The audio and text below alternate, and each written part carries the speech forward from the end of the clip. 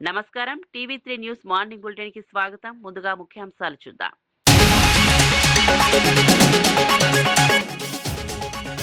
మహారాష్ట్రలోని షోలాపూర్ జిల్లాలో ఘోర ప్రమాదం. ప్రయాణికులతో వెళ్తున్న పికప్ వ్యాన్ అదుపు తప్పి బావిలో పడిన వైనం. ఈ దుర్ఘటనలో 8 మంది అక్కడికక్కడే మృతి. ఘటనా స్థలంలో సహాయక చర్యలు, ప్రమాదానికి గల కారణాలపై పోలీసుల దర్యాప్తు.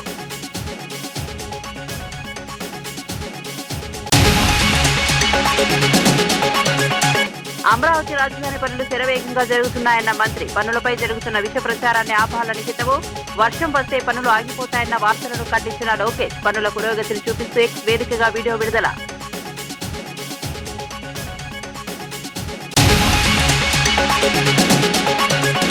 మీనాక్షి నటరాజన్ పై రేవంత్ కుట్ర అంటూ కేటీఆర్ వ్యాఖ్యలు. ఆమెకు రాజ్యసభ సీటు రాకుండా బీజేపీతో రేవంత్ కుమ్మక్కయ్యారని ఆరోపణ.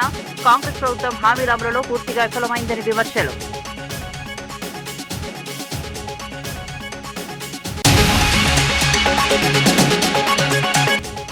కాకినాడ జిల్లాలో తప్పిపోయిన చిన్నారి జ్ఞానేశ్వరి కోసం గాలింపు ముమ్మరం. ఉప ముఖ్యమంత్రి పవన్ కళ్యాణ్ ఆదేశాలతో రంగంలోకి దిగిన ఎన్డీఆర్ఎఫ్.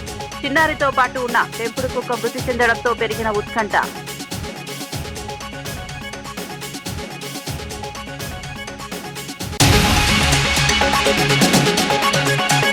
దక్షిణ కోస్తాంధ్ర నుంచి తమిళనాడు వరకు విస్తరించిన అల్పపీడనం. ఏపీలోని పలు జిల్లాలకు వర్ష సూచన జారీ. కొన్ని జిల్లాల్లో ఉరుములతో కూడిన మోస్తారు వర్షాలు.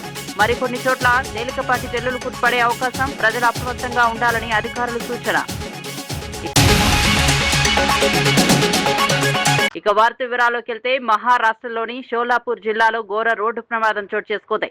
ప్రయాణికులతో వెళ్తున్న పికప్ వ్యాన్ అదుపు తప్పి రోడ్డు పక్కన ఉన్న బావిలో పడటంతో 8 మంది ప్రాణాలు కోల్పోయారు. మృతుల్లో 4 మహిళలు, 4 చిన్నారులు ఉన్నట్లు పోలీసులు తెలిపారు. వీరంతా పండరీపూర్ తాలూకాలోని రంజనీ గ్రామానికి చెందిన ఒకే కుటుంబ సభ్యులు, బంధువులుగా గుర్తించారు. మార్వాడ్లోని ఆలయంలో దర్శనం ముగించుకుని స్వగ్రామానికి తిరిగి వస్తుండగా ఈ విషాదం చోటు చేసుకుంది. ప్రమాదం జరిగిన బావికి రక్షణ గోడ లేకపోవడమే ప్రధాన కారణమని స్థానికులు ఆరోపిస్తున్నారు. ఘటనపై అధికారులు విచారణ ప్రారంభించారు. బాధిత కుటుంబాలకు ప్రభుత్వం తక్షణ సాయం అందించాలని ప్రజాప్రతినిధులు డిమాండ్ చేస్తున్నారు. సహాయక చర్యలను జిల్లా యంత్రాంగం పర్యవేక్షిస్తోంది. అమరావతి రాజధాని నిర్మాణ పనులు నిరంతరాయంగా జరుగుతున్నాయని మంత్రి నారా లోకేష్ స్పష్టం చేశారు. రాజధాని పనులు ఆగిపోయాయని, వర్షానికి మునిగిపోతోందని జరుగుతున్న ప్రచారాన్ని ఆయన ఖండించారు. నిర్మాణాల పురోగతిని చూపిస్తూ వీడియోను సామాజిక మాధ్యమాల్లో విడుదల చేశారు. అసెంబ్లీ, హైకోర్టు, ఐకానిక్ టవర్లు, ప్రధాన రహదారులు, రిజర్వాయర్ల పనులు వేగంగా జరుగుతున్నాయని వివరించారు. ఎమ్మెల్యేల, ఎమ్మెల్సీలు, మంత్రుల నివాస సముదాయాల నిర్మాణాలు కూడా చురుగ్గా సాగుతున్నాయని తెలిపారు. క్షేత్రస్థాయిలో జరుగుతున్న పనులను ప్రజలు స్వయంగా గమనించాలని కోరారు. వాస్తవాలను పక్కన పెట్టి దుష్ప్రచారం చేయడం సరైంది కాదన్నారు. అమరావతిని ప్రపంచ స్థాయి రాజధానిగా తీర్చిదిద్దేందుకు ప్రభుత్వం కట్టుబడి ఉందని లోకేష్ స్పష్టం చేశారు. సారీ బ్రో, ఏమనుకోవద్దు. అమరావతిలో పనులు అస్సలు ఆగడం లేదు. వర్షం పడితే చాలు పరిగెత్తుకొచ్చి అమరావతి మునిగిందంటూ ట్రోల్ చేసే మీ కష్టాన్ని గుర్తించి ఈ రోజు ఎలాగన్నా మీకు హెల్ప్ చేద్దామని ట్రై చేశాం. కానీ ఏం చేద్దాం, అన్ని సైట్లలో పనులు ముమ్మరంగా జరుగుతున్నాయి. ఐకానిక్ టవర్స్ పనులు, అసెంబ్లీ పనులు, హైకోర్టు పనులు, రోడ్లు, రిజర్వాయర్లు, ఎల్పీఎస్ ప్లాట్ల పనులు, ఎమ్మెల్యే ఎమ్మెల్సీ టవర్లు, ఏఎస్ టవర్లు, సెక్రటరీ బంగళాలు, GO towers, NGO towers, group D towers, happy nest, minister బంగళాలు. వర్షం పడిందని ఏ పని ఆగలేదు. అర్థమైందా బ్రో? Amaravati is unstoppable. ఇకనైనా మీ విష ప్రచారాలు కట్టిపెట్టండి. జై అమరావతి, జై ఆంధ్రప్రదేశ్. వర్షాల నేపథ్యంలో అధికారులు మరింత అప్రమత్తంగా వ్యవహరించాలని తెలంగాణ ముఖ్యమంత్రి రేవంత్ రెడ్డి ఆదేశించారు. జూన్ 1న జరిగిన సమీక్షలో ముందస్తు సూచనలు ఇచ్చినా కొందరు అధికారులు సరిగా స్పందించలేదని అసంతృప్తి వ్యక్తం చేశారు. వర్షాల సమయంలో ఫీడ్లో లేకపోయే అధికారులపై కఠిన చర్యలు తీసుకుంటామని హెచ్చరించారు. అవసరమైతే తానే స్వయంగా రోడ్లపైకి వచ్చి పరిస్థితులను సమీక్షిస్తానని చెప్పారు. మానవ తప్పిదాల వల్ల ప్రజలు ఇబ్బందులు పడితే సహించబోమన్నారు. ప్రకృతి విపత్తుల సమయంలో అన్ని శాఖలు సమన్వయంతో పనిచేయాలని సూచించారు. ప్రజల ప్రాణాలు, ఆస్తులను రక్షించడం ప్రభుత్వ ప్రధాన బాధ్యత అని పేర్కొన్నారు. అత్యవసర పరిస్థితిలో వేగంగా స్పందించే వ్యవస్థను మరింత బలోపేతం చేయాలని అధికారులకు దిశానిర్దేశం చేశారు. ముఖ్యమంత్రి రేవంత్ రెడ్డిపై బీఆర్ఎస్ వర్కింగ్ ప్రెసిడెంట్ కేటీఆర్ తీవ్ర ఆరోపణలు చేశారు. కాంగ్రెస్ నేత మీనాక్షి నటరాజన్ కు అన్యాయం జరిగేలా వ్యవహరించారని విమర్శించారు. మధ్యప్రదేశ్ నుంచి రాజ్యసభ అవకాశం లేకుండా అడ్డుకునేందుకు బీజేపీతో కుమ్మక్కయ్యారని ఆరోపించారు. మీనాక్షి నటరాజన్ కాంగ్రెస్ అధిష్టానానికి కొన్ని అంశాలపై ఫిర్యాదు చేయడంతోనే ఆమెపై తప్పుడు కేసులు పెట్టించారని అన్నారు. సొంత పార్టీ నేతలనే వెన్నుపోటు పొడిచే స్వభావం రేవంత్ రెడ్డిదని వ్యాఖ్యానించారు. ఖైరతాబాద్ కార్యకర్తల సమావేశంలో మాట్లాడిన కేటీఆర్ రాష్ట్ర రాజకీయాల్లో జరుగుతున్న పరిణామాలపై తీవ్ర విమర్శలు గుప్పించారు. కాంగ్రెస్ ప్రభుత్వం ఈ వ్యవహారంపై సమాధానం చెప్పాలని డిమాండ్ చేశారు. నిరుద్యోగ భృతి ఇస్తా అన్నాడు. మరి సంవత్సరానికి ఎంత ఇవ్వాలి? 4,000 నెలకు చొప్పున 50,000, 48,000 రౌండ్ చేస్తే 50,000. 5 ఏళ్ళకి ఎంత అవుతుంది? 2,50,000. మరి సగం టైం అయింది. ఎంత ఇవ్వాలి ఇప్పటికీ? ఒక్కనికన్నా ఇచ్చిండా? ఇక మా ఆడబిడ్డలకు వాగ్దానం చేసిండు. అత్తకు 4,000, కోడలకు అత్తకు 4,000, కోడలకు 2,500. మరి 2,500 నెలకంటే 12 నెలలకు ఎంత అవుతుంది? 30,000 అంటే 5 ఏళ్ళకి ఎంత ఇవ్వాలి? 1,50,000 ఇవ్వాలి. ఇప్పటికి ఎంత రావాలి? 75,000 రావాలి. వచ్చినాయి వాళ్ళకన్నా 75,000? నేను ఇవ్వాలి. అందుకే ఖైరతాబాద్ నియోజకవర్గ మా తమ్ముళ్ళు, మా అన్నలు, మా అక్కలు, చెల్లెల సమక్షంలో చెప్తున్నా, రేవంత్ రెడ్డి నువ్వు చెప్తున్నావు కదా 1,00,00,000 మంది మహిళల్ని కోటీశ్వరులు చేస్తా అంటుండు రేవంత్ రెడ్డి. నువ్వు కోటీశ్వరులు చేసుడు దేవుడు ఎరుగు. లక్షాధికారులు చేయరా భయ్, నువ్వు ముందైతే లక్షాధికారులు చేయి. చెప్పినావు కదా ఒక్కొక్కరికి 1,50,000 ఇస్తా అని చెప్పింది కదా ఆడబిడ్డలకు. నువ్వు 1,50,000 రూపాయలు కింద 1,00,00,000 మంది ఆడబిడ్డలకు ఇస్తే నేను రాజీనామా చేసి పోతా అని చెప్పి రేవంత్ రెడ్డి గారికి నేను చెప్తా ఉన్నా. నీ బాధ ఏంది? ఆయన బాధల్లో మన పదవులు కావాలనే కదా, మనం ఉండద్దు రాజకీయంలో, మనం పక్కకోవాలనే కదా. నువ్వు 1,00,00,000 మంది ఆడబిడ్డలకు బాకీతో సహా పోయిన 2.5 సంవత్సరాలు, వచ్చే 2.5 సంవత్సరాలు ఒక్కొక్కలకు 1,50,000 చెప్పున మొత్తం అందరికీ ఆడబిడ్డలకు నేను రాజీనామా చేస్తా. అట్లాగే మా తమ్ముళ్ళకి చెప్పినావు కదా 4,000 రూపాయలు ఇస్తా నిరుద్యోగ భృతి అని. పోయిన 2.5 సంవత్సరాలు, వచ్చే 2.5 సంవత్సరాలు మొత్తం కలిపి 4,000 చొప్పున 40 లక్షల మంది మా తమ్ముళ్లకు, చెల్లెలకి తప్పకుండా రాజకీయమే వదిలేస్తా అని చెప్పి కూడా నేను విజ్ఞప్తి చేస్తా ఉన్నా. ఎందుకు చెప్తున్నా అంటే మోచేతికి బెల్లం పెట్టిండు, ఆగం చేసిండు, పోయి కుర్చీలో కూర్చున్నాడు. హైదరాబాదులు, ఖైరతాబాదులు మీరు నమ్మలే. హైదరాబాద్లో ఒక్కడు కూడా కాంగ్రెస్ నమ్మలే. ఒక్క సీటు కూడా ఇయ్యలే మీరు కాంగ్రెస్. మీరెవరైనా నాగేందర్ కోటేసినారు? నాగేందర్కి వేయలే, కేసీఆర్కి వేసారు మీరంతా, మాకు తెలుసు. నాగేందర్ చూసి ఓడెత్తాడు, నాగేందర్ చూసి ఓటెత్తే మొత్తం నాకేస్తాడు, తెలియదా మనకు? నాకేసిండు అన్నట్టే. అట్లే జరిగింది. కానీ కేసీఆర్ గెలవాలి కదా. ఈయన సక్కటోడు కాకపోయినా కేసీఆర్ గారు ముఖ్యమంత్రి అవుతారు కదా, ఎమ్మెల్యే గెలిస్తే అని చెప్పి ఓటేసిరు.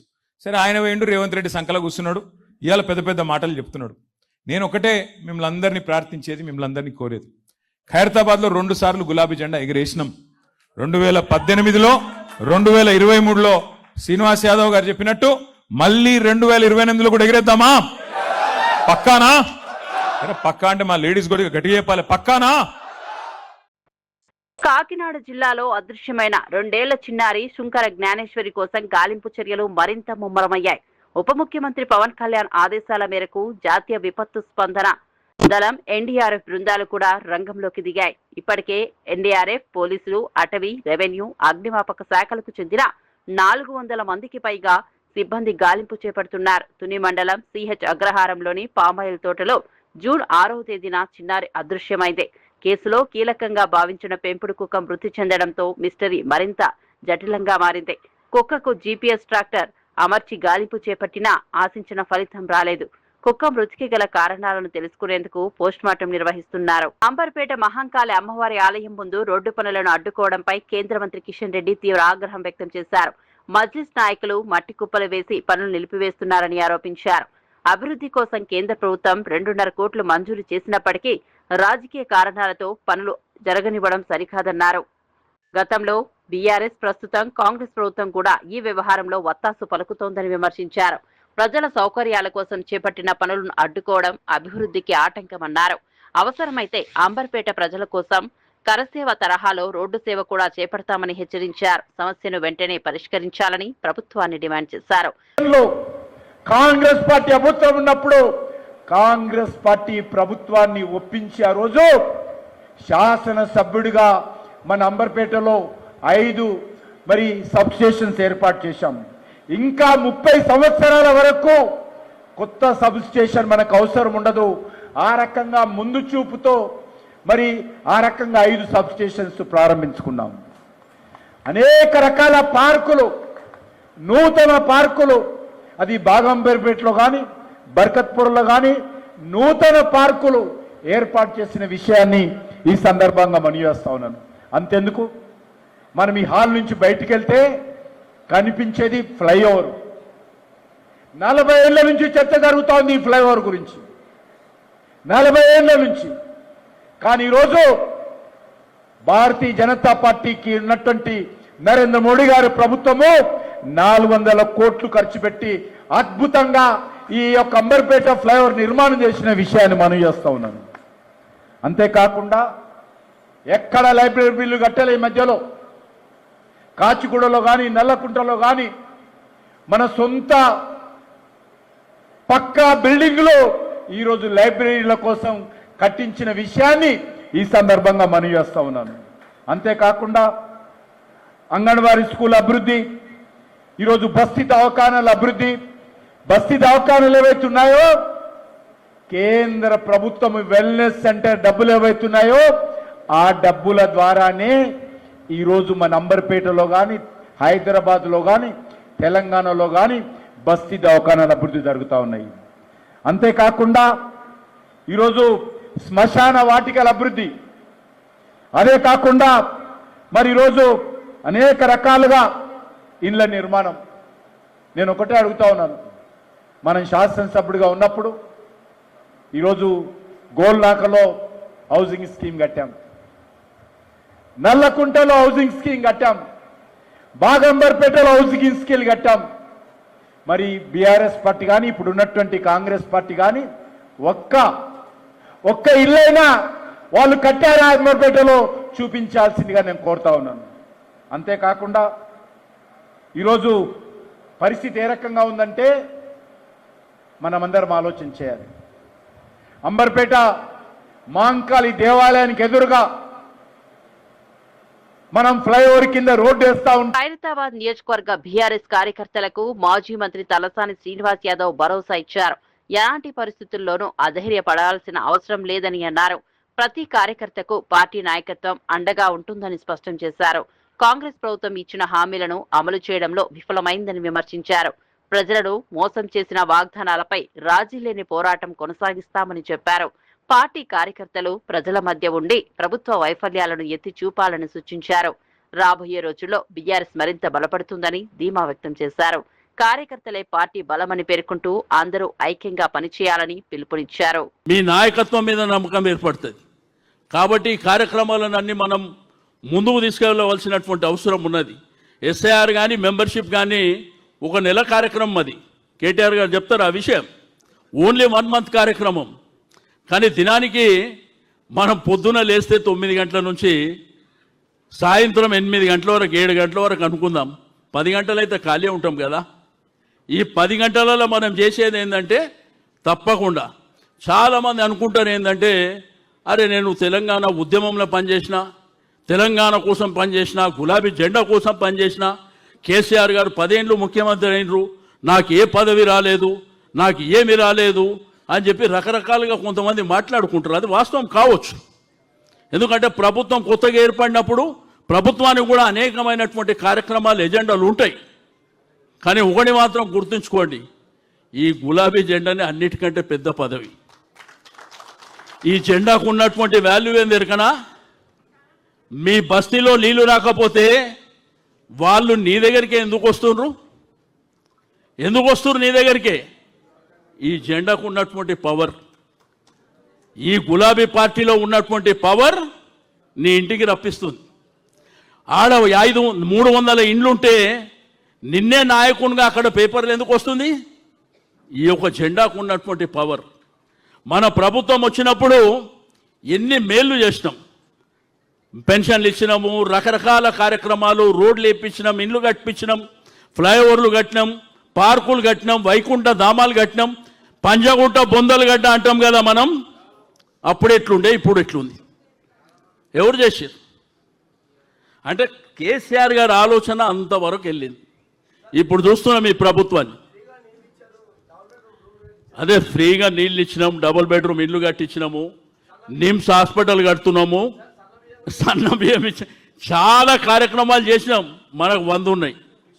మీరు ఎస్ఐఆర్లో కూడా మెంబర్షిప్ పోయినప్పుడు కూడా 5 నిమిషాలు వాళ్ళతో కూర్చున్నప్పుడు వాళ్ళకి అడగండి ఉత్తగానే, ఏమ్మా నీ బిడ్డ పెళ్లి చేసినావంట, తులం బంగారం ఇచ్చిండంట రేవంత్ రెడ్డి అంటే ఆ బ్యాడ్ నుంచి స్టార్ట్ చేస్తుంది. అది నీకు ఎలక్షన్ వరకు రిజిస్టర్ అవుతుంది. ఏమక్క నీకు 2500 ఇచ్చిండ్రంట కదా అంటే ఆమె నువ్వేమని అవసరం లేదు, షురూ చేస్తుంది. తాతలు అవ్వల దగ్గర పోయి పెన్షన్ కేసీఆర్ ఇచ్చినప్పుడు 2000 ఇచ్చిండంట కదా, వీడు వచ్చి 4000 ఇస్తుండంటే ఆమె వేసుకుంటుంది, అది నీకు ఎలక్షన్ వరకు ఉపయోగపడుతుంది. ఇవన్నీ చిన్న చిన్న విషయాలు. మనం ఇంటికాడ కూర్చొని అది చేసినాం ఇది చేసినాం కంటే మీరు రోజు మీ డివిజన్లో 50 మంది ఉంటే 50 మంది, 100 మంది ఉంటే 100 మంది కార్పొరేటర్గా కాంటాక్ట్ చేద్దాం అనుకున్నటువంటి ఎవరైతే ఆస్పిరేట్స్ ఉన్నారో వెళ్ళండి మీరు బయటికి. నీకు శక్తి 50 మందితో వెళ్తావా, 100 మందితో వెళ్తావా, 200 మందితో ఎల్లు బస్తీలో తిరుగు గులాబీ. హైదరాబాద్ అభివృద్ధి విషయంలో బీఆర్ఎస్ కాంగ్రెస్ పార్టీలు ప్రజలను తప్పుదోవ పట్టిస్తున్నాయని బీజేపీ రాష్ట్ర అధ్యక్షుడు రామచంద్రరావు ఆరోపించారు. ఫ్యూచర్ సిటీ పేరుతో ప్రజలను మోసం చేస్తున్నారని విమర్శించారు. మూసీ ప్రక్షాళనకు బీజేపీ వ్యతిరేకం కాదని, కానీ ప్రాజెక్టుల పేరుతో పేదలను రోడ్డున పడేయడాన్ని వ్యతిరేకిస్తున్నామని చెప్పారు. తెలంగాణ అభివృద్ధికి కేంద్ర ప్రభుత్వం అందించిన నిధులపై బహిరంగ చర్చకు సిద్ధమని సవాల్ విసిరారు. ప్రభుత్వం శ్వేతపత్రం విడుదల చేసి ప్రజలకు వాస్తవాలు చెప్పాలని డిమాండ్ చేశారు. రాబోయే జీహెచ్ఎంసీ, మల్కాజ్గిరి, సైబరాబాద్ ఎన్నికల్లో బీజేపీకి మద్దతు ఇవ్వాలని ప్రజలను కోరారు. హైదరాబాద్ భవిష్యత్తును కాపాడేందుకు బీజేపీ కట్టుబడి ఉందని పేర్కొన్నారు. అంటే ఈ సగం కన్నా ఎక్కువ పండించినటువంటి ఓట్లని కేంద్ర ప్రభుత్వం ప్రొక్యూర్ చేసింది. ఈ రాష్ట్ర ప్రభుత్వం దానికి ఈరోజు వాళ్ళు దాని యొక్క క్రెడిట్ తీసుకుంటున్నారు. మీరు రాష్ట్ర ప్రభుత్వాన్ని అడుగుతా ఉన్నాను, మీరు ధాన్య ఒక్క చివరి గింజ దాకా మీరు కొంటా రేవంత్ రెడ్డి గారు తెలంగాణ ప్రజలకు మీరు వాగ్దానం చేశారు. చివరి ధాన్యం దాకా మేము కొంటామని. చివరి ధాన్యం దాకా ఇప్పుడు ఏమంటున్నారు? కేంద్రం ధాన్యం కొనాలంటున్నారు. మరి నువ్వు ఎందుకయ్యా ముఖ్యమంత్రి? చెప్పింది నువ్వు, ముఖ్యమంత్రి గద్ద ఎక్కింది నువ్వు. అమ్మ కొనాల్సిందా ఎవరా అంటే కిషన్ రెడ్డి కొనాలి అంట, సంజయ్ గారు కొనాలంట, మా ఎంపీలు కొనాలంట. ఇది ఎక్కడ న్యాయం అని చెప్పి రేవంత్ రెడ్డి గారిని అడుగుతా ఉన్నాను. ఈరోజు ముఖ్యమంత్రి నువ్వు, నీ పని కూడా మా భారతీయ జనతా పార్టీ ఎంపీలు చేయాలని కోరుకుంటా అంటే నువ్వు ఎందుకు ముఖ్యమంత్రి ఇంకా అని చెప్పి అడుగుతా ఉన్నాను. ముఖ్యమంత్రి గారిని అడుగుతున్నాను కదా, మా ఎంపీల మీద మా మంత్రుల మీద స్టేట్మెంట్లు ఇస్తూ ఉన్నారు. వీళ్ళు రిజైన్ చేయాలి, మాకేం రాలేదు, తెలంగాణకు ఏం తీసుకురావట్లేని చెప్పేసి. నేను మళ్ళీ చెప్తాను రేవంత్ రెడ్డి గారికి, ఒక్కసారి తెలంగాణలో జరిగినటువంటి అభివృద్ధి కార్యక్రమాలు చూడండి. చెప్పుకుంటున్న ధాన్యాన్ని కూడా ఆ ధాన్యం కొన్నది కేంద్ర ప్రభుత్వం, ఒక్కొక్క ధాన్యానికి చెల్లించింది కేంద్ర ప్రభుత్వం అని చెప్పి. ఇది అబద్ధం అంట. చర్చకు వస్తామని చెప్పేసి కూడా సిద్ధంగా అని చెప్తాను. ఈ రాష్ట్రంలో ఏం తెచ్చింది కేంద్ర ప్రభుత్వం కాదా? సెంట్రల్ యూనివర్సిటీ మురుగులో ఇచ్చింది కేంద్ర ప్రభుత్వం కాదా? రామగుండం ఫర్టిలైజర్ కార్పొరేషన్ ఇచ్చింది కేంద్ర ప్రభుత్వం కాదా? జాతీయ రహదారులు ఇస్తుంది కేంద్రం కాదా? వరంగల్ కోచ్ ఫ్యాక్టరీ ఇస్తుంది కేంద్ర ప్రభుత్వం కాదా?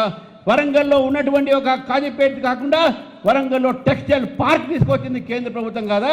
జహీరాబాద్లో ఇండస్ట్రియల్ పార్క్ తీసుకొచ్చింది కేంద్ర ప్రభుత్వం కాదా? ఏం చేయదు కేంద్ర ప్రభుత్వం ఈ రాష్ట్రానికి చెప్పి అడుగుతా ఉన్నాను రేవంత్ రెడ్డి గారిని. 13 లక్షల కోట్లతోని ఇప్పటికు తెలంగాణ అభివృద్ధి కేంద్ర ప్రభుత్వం ఖర్చు పెట్టిన విషయాన్ని మనం గుర్తుపెట్టుకోవాలి. నోరు లేదే, అబద్ధాలే మాట్లాడుతున్నారు. మీ ఎంపీలు రిజైన్ చేయాలని చెప్పి మీరు మున్సిపల్ శాఖ మంత్రి రేవంత్ రెడ్డి గారు, మీరు ముఖ్యమంత్రి కాదు, మున్సిపల్ అడ్మినిస్ట్రేషన్ కూడా మీ దగ్గరే ఉంది. మొన్న ఒక్కరోజు హైదరాబాద్లో వాన పడితే ప్రజలు అతలాకుతలం అయిపోయారు. ట్రాఫిక్ స్తంభించిపోయింది. అల్వాల్లో 2 పిల్లలు మీ యొక్క మంత్రిత్వం బాధ్యత కాదా? అదే మున్సిపల్ అడ్మినిస్ట్రేషన్ మినిస్టర్గా మీ బాధ్యత కాదా? మీరు రిజైన్ చేస్తారా అని అడుగుతా ఉన్నారు. ఈ హైదరాబాద్ సిటీ నగరాన్ని మీరు డెవలప్మెంట్ కోసం చేయాలని అనుకుంటే ఈ యొక్క వానాకాలం వస్తుంది, వానక ముందే సిల్టింగ్ చేయాలి, వానక ముందే నాలాలు తుడవాలి. బీఆర్ఎస్ కార్యకర్తలను పోలీసులు వేధిస్తే సహించబోవని మాజీ మంత్రి హరీష్ రావు హెచ్చరించారు. కాంగ్రెస్ నేతల ఒత్తిడితో అధికారులు ఏకపక్షంగా వ్యవహరిస్తున్నారని ఆరోపించారు. చట్టాన్ని ఉల్లంఘించి రాజకీయ కక్ష సాధింపులకు పాల్పడే అధికారులపై భవిష్యత్తులో చట్టపరమైన చర్యలు తప్పవన్నారు. రాష్ట్రంలో మళ్లీ కేసీఆర్ ప్రభుత్వమే వస్తుందని ధీమా వ్యక్తం చేశారు. పార్టీ కార్యకర్తలు ఎలాంటి ఒత్తిళ్లకు భయపడవద్దని సూచించారు. ప్రజల కోసం పోరాటం కొనసాగించాలని పిలుపునిచ్చారు. అధికార దుర్వినియోగానికి పాల్పడే వారిని ప్రజలు తగిన సమయంలో గుణపాఠం చెబుతారని అన్నారు. బీఆర్ఎస్ కార్యకర్తల హక్కులను కాపాడేందుకు పార్టీ అండగా ఉంటుందని స్పష్టం చేశారు. అందరికీ పేరు పేరున నమస్కారం. మిత్రులారా, ఇవాళ ఈ programme SIR special intensive revision అంటే ఈ మధ్యకాలంలో దేశవ్యాప్తంగా కూడా బీజేపీ ప్రభుత్వం ఓట్ల ఏరివేతతో కొన్ని పార్టీలను దెబ్బతీసే కుట్ర చేస్తూ ఉంది అని మనందరం కూడా వింటా ఉన్నాం. ఏంటి అసలు ఈ ఎస్ఐఆర్ ఏంటి? ఒక రాజకీయ పార్టీగా పోలింగ్ బూత్ ఏజెంట్లుగా మనం ఏం చేయాలో మాట్లాడుకోవాల్సిన అవసరం ఉంది. నిజానికి ఎస్ఐఆర్ అనేది ఈ దేశంలో ప్రతి 20 సంవత్సరాలకు ఒకసారి జరగాలని భారత రాజ్యాంగంలో పొందుపరచబడ్డది. ఇప్పటి వరకు 2 సార్లు ఎస్ఐఆర్ జరిగింది. 2002 చివరిసారి ఎస్ఐఆర్ జరిగింది. ఇప్పుడు 2026లో మళ్ళీ ఎస్ఐఆర్ ప్రారంభమైంది. మనం జాగ్రత్తగా పనిచేసుకుంటే ఏం కాదు.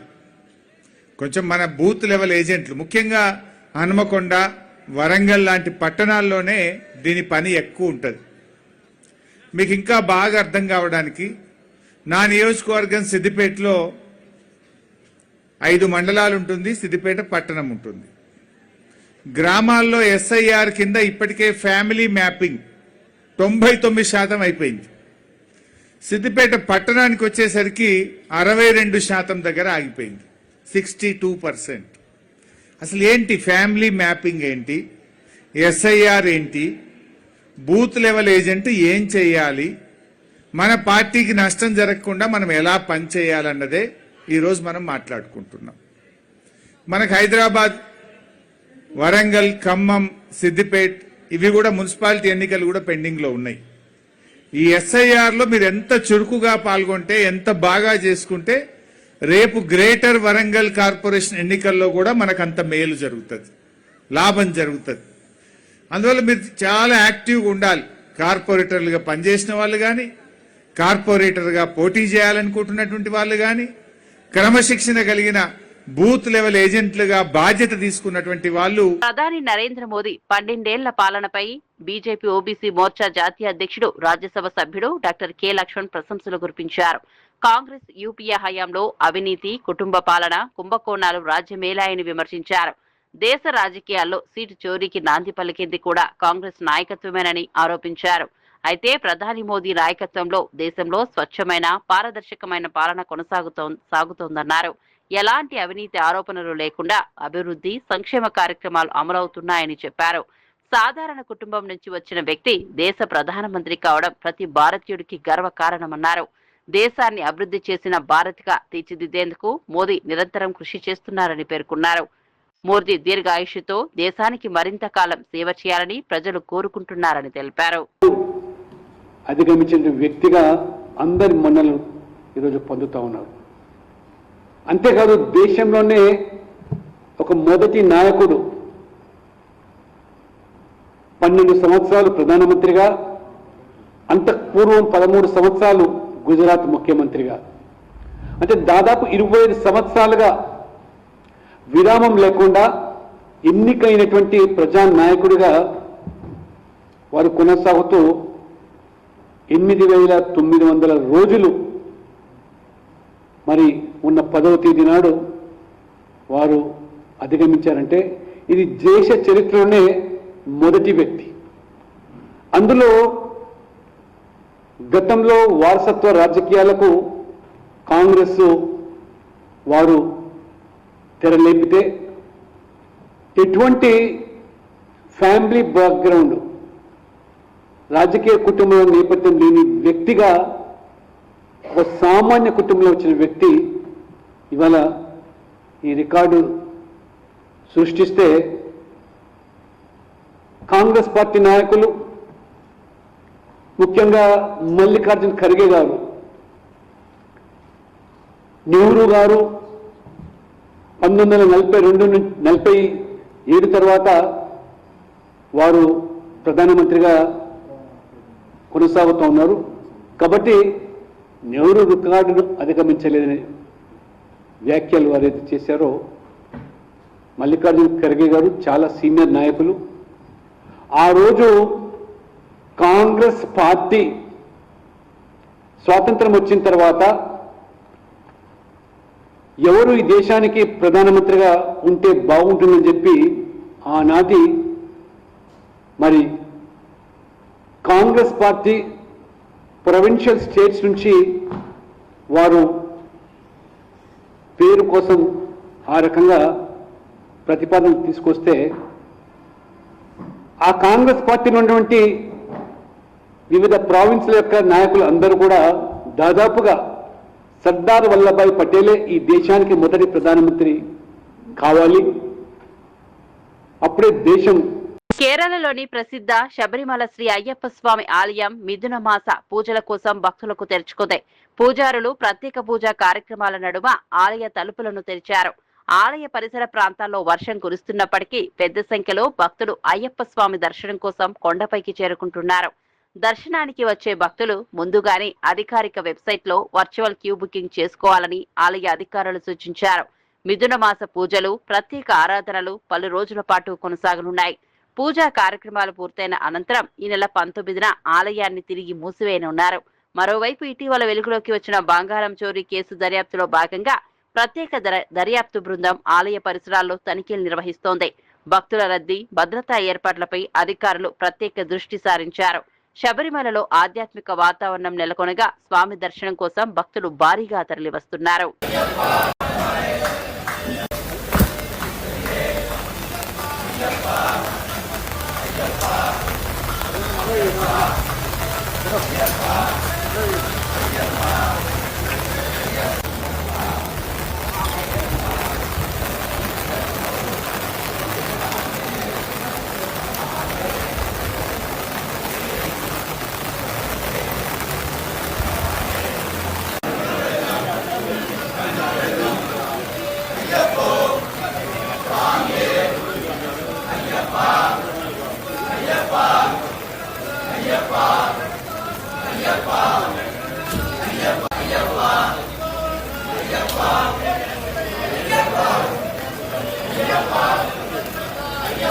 రామ్ చరణ్ నటిస్తున్న పెద్ద చిత్రంలోని item song lyrics, Janhvi Kapoor సన్నివేశాలపై వస్తున్న విమర్శలకు ప్రముఖ గేయ రచయిత అనంత శ్రీరామ్ ఘాటుగా స్పందించారు. ఐటెం పాటను ఆస్వాదించే ప్రేక్షకులకు ఒక ప్రత్యేకమైన వినోదాన్ని అందించాలనే ఉద్దేశంతో ఆ పాటను రాశానని చెప్పారు. దానిని ఎంజాయ్ చేయలేని వాళ్లే అసలు ఐటంగాళ్లంటూ విమర్శకులకు కౌంటర్ ఇచ్చారు. జాన్వీ కపూర్ పాత్ర, ఆమె సన్నివేశాలపై వస్తున్న అభ్యంతరాల గురించి కూడా ఆయన తన అభిప్రాయాన్ని వెల్లడించారు. ఒక దర్శకుడికి తన కథను, పాత్రలను తన దృష్టికోణంలో చూపించే స్వేచ్ఛ ఉండాలని పేర్కొన్నారు. ఆ స్వేచ్ఛ కూడా లేకపోతే భవిష్యత్తులో కమర్షియల్ సినిమాలు కాకుండా కేవలం డాక్యుమెంటరీలు మాత్రమే వస్తాయని వ్యాఖ్యానించారు. ప్రస్తుతం ఆయన చేసిన వ్యాఖ్యలు సోషల్ మీడియాలో వైరల్ అవుతున్నాయి. అనంత శ్రీరామ్ గారు, చాలా అరుదుగా వస్తుంది అన్ని రకాలైన పాటలు రాసే అవకాశం ఒక ఆల్బంలో చాలా అరుదుగా వస్తుంది. ఈ ఆల్బంలో కూడా మీరు అన్ని రకాలైన పాటలు రాసే అవకాశం వచ్చింది. ముఖ్యంగా ఐటెం సాంగ్ గురించి బయట రకరకాల చర్చ నడుస్తుంది. ఐటెం పాటను ఐటెం పాటగా స్వీకరించిన వాళ్ళు దాన్ని ఎంజాయ్ చేస్తుంటే ఇంకొంతమంది సాహిత్యం ఏంటి ఇలా ఉంది అని చెప్పి కొంత విమర్శ అయితే కనిపిస్తుంది సోషల్ మీడియాలో. దాని మీద మీ అభిప్రాయం ఏంటి? ఒకటి, నేను అనుకునేది ఐటెం పాటను ఐటెం సాంగ్లా ఆస్వాదించిన వాళ్ళు వాళ్ళకు ఒక స్పెషల్ ఐటెం రుచి చూపించినట్టు, ఐటెం సాంగ్ని ఐటెం సాంగ్ లాగా ఆస్వాదించిన వాళ్ళు వాళ్ళే ఐటెం గర్ల్ కింద లెక్క. ఇక ఆరోపణ అనేది నిర్దిష్టంగా ఉండాలి. మనకు వచ్చిన భావోద్వేగాన్ని ఏదో అరిసేయడానికో లేకపోతే ప్రత్యేకమైన ఎజెండాలు పెట్టుకుని మాట్లాడడానికో ఉంటే మనం దానికి సమాధానం చెప్పక్కర్లేదు.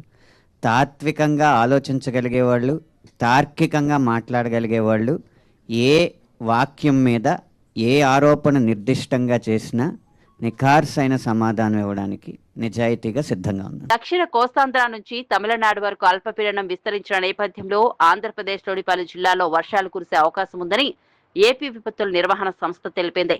సంస్థ మేనేజింగ్ డైరెక్టర్ ప్రఖర్ జైన్ వివరాల ప్రకారం మన్యం, అల్లూరి, తూర్పు గోదావరి, పశ్చిమ గోదావరి, ఏలూరు, కృష్ణా, ఎన్టీఆర్, పల్నాడు, ప్రకాశం, నెల్లూరు, నంద్యాల, తిరుపతి జిల్లాలో తేలికపాటి నుంచి మోస్తారు వర్షాలు కురిసే అవకాశం ఉంది.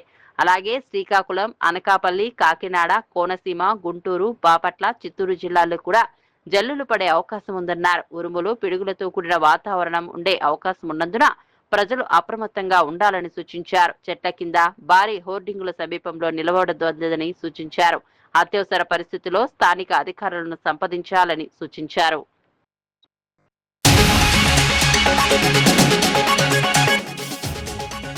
మహారాష్ట్రలోని షోలాపూర్ జిల్లాలో ఘోర ప్రమాదం. ప్రయాణికులతో వెళ్తున్న పికప్ వ్యాన్ అదుపు తప్పి బావిలో పడిన వైనం. ఈ దుర్ఘటనలో 8 మంది అక్కడికక్కడే మృతి. ఘటనా స్థలంలో సహాయక చర్యలు, ప్రమాదానికి గల కారణాలపై పోలీసుల దర్యాప్తు.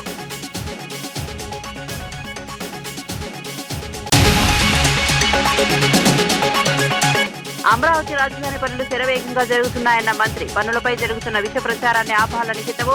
వర్షం వస్తే పనులు ఆగిపోతాయన్న వార్తలను ఖండించిన లోకేష్. పనుల పురోగతిని చూపిస్తూ ఎక్స్ వేదికగా వీడియో విడుదల.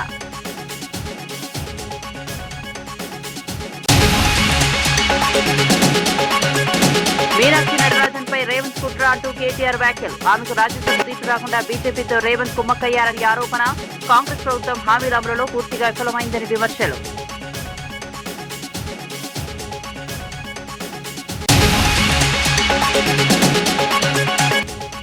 కాకినాడ జిల్లాలో తప్పిపోయిన చిన్నారి జ్ఞానేశ్వరి కోసం గాలింపు ముమ్మరం. ఉప ముఖ్యమంత్రి పవన్ కళ్యాణ్ ఆదేశాలతో రంగంలోకి దిగిన ఎన్డీఆర్ఎఫ్.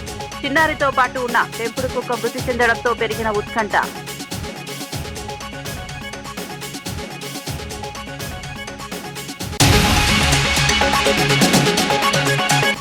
దక్షిణ కోస్తాంధ్ర నుంచి తమిళనాడు వరకు విస్తరించిన అల్పపీడనం. ఏపీలోని పలు జిల్లాలకు వర్ష సూచన జారీ. కొన్ని జిల్లాల్లో ఉరుములతో కూడిన మోస్తారు వర్షాలు. మరికొన్ని చోట్ల తేలికపాటి జల్లులు పడే అవకాశం. ప్రజలు అప్రమత్తంగా ఉండాలని అధికారులు సూచన. టీవీ3 న్యూస్ బులెటిన్ విశేషాలు. మరిన్ని వార్తలతో మళ్ళీ కలుద్దాం. నమస్కారం.